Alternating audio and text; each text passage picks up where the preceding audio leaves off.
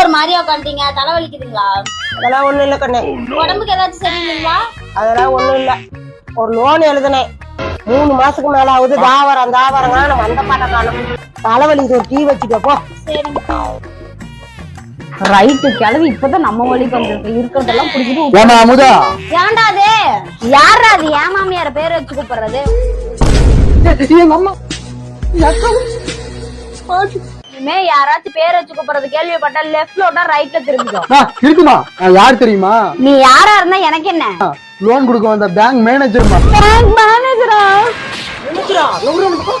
ஏமா இது அமுதம்மா வீடு தானே? சார் ஆமாங்க சார், நான் தான் சார் அது.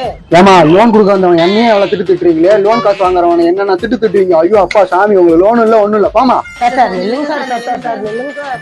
ஏண்டி ஓட்டைய வச்சு சும்மா இருக்க? ஏண்டி என் பாவத்தை குடிக்கிறேன்? சாம்பார் ஆப்பு எனக்கு.